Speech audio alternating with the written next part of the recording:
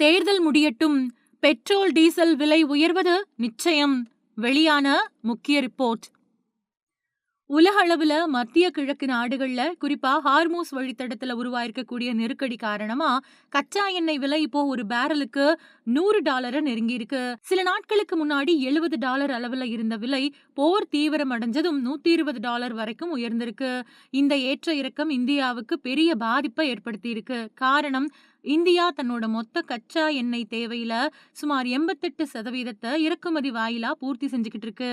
இதனால உலகளவுல ஏற்படக்கூடிய விலை உயர்வு நேரடியா இந்தியாவையும் இந்திய பொருளாதாரத்தையும் பாதிக்குது. 2022 ஏப்ரல் மாசத்துக்கு பின்னாடி மத்திய அரசு ரீட்டைல் பெட்ரோல் அப்புறம் டீசல் விலைய உயர்த்தல. ஈரான் போருக்கு பின்னாடி ஏற்றுமதி செய்யப்படக்கூடிய எரிபொருள் மேல வரிய உயர்த்தி இருக்கு. இதே மாதிரி உயர்தர டீசல் மீதான விலை உயர்த்தப்பட்டிருக்கு. விமான எரிபொருள் விலை கூட உயர்த்தப்பட்டிருக்கு. ஆனா சாமானிய மக்கள் தினமும் பயன்படுத்தக்கூடிய பெட்ரோல் அப்புறம் டீசல் விலைய உயர்த்தல. இது நல்ல விஷயமா தோணலாம். ஆனா இது எண்ணெய் நிறுவனங்களுக்கு ரொம்ப பெரிய நஷ்டமா மாறி இருக்கு. மத்திய அரசுக்கு சொந்தமான Indian oil corporation, Bharat petroleum corporation அப்புறம் ஹிந்துஸ்தான் பெட்ரோலியம் கார்ப்பரேஷன் ஆகிய நிறுவனங்கள் பெட்ரோல், டீசல் விலைய உயர்த்துற காரணத்தால பெரும் நஷ்டத்துல இருக்காங்க. இப்போ 1 லிட்டர் பெட்ரோல் விலை ரூ. 18, டீசல்ல ரூ. 35 நஷ்டம் ஏற்படுது. ஒரு கட்டத்துல இந்த நிறுவனங்களோட தினசரி அடிப்படையில சுமார் 2400 கோடி ரூபாய் அளவிலான நஷ்டம் ஏற்பட்டிருக்கு. இதை சமாளிக்கக்கூடிய வகையில மத்திய அரசு எரிபொருள் மீதான எக்ஸைஸ் வரிய குறைச்சிருக்கு. இதுக்கு பின்னாடி இந்த நஷ்டத்தோட அளவீடு 1600 கோடி ரூபாயா குறைஞ்சிருக்கு.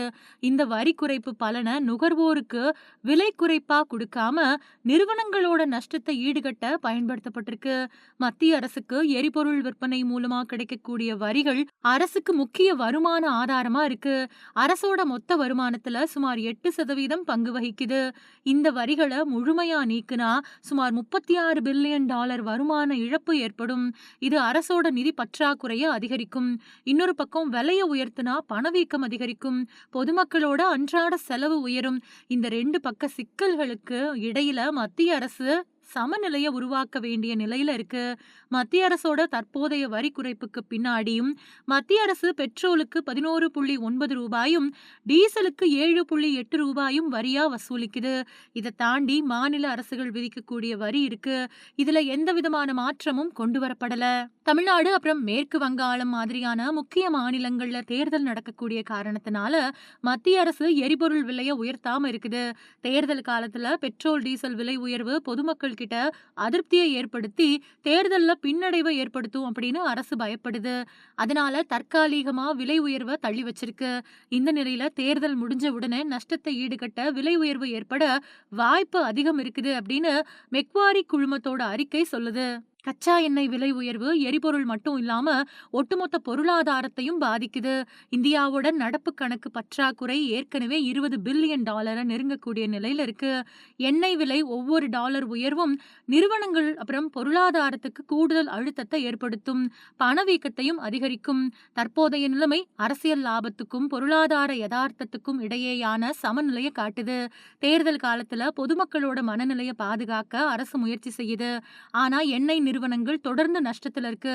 இதனால அடுத்த சில வாரத்துல, குறிப்பா தேர்தல் முடிஞ்ச பின்னாடி எரிபொருள் விலை உயர்வு வர வாய்ப்பு அதிகமாவே இருக்கு. இதுக்கிடையில கச்சா எண்ணெய் விலை குறைஞ்சிட்டா விலை உயர்வை கட்டுப்படுத்த முடியும்.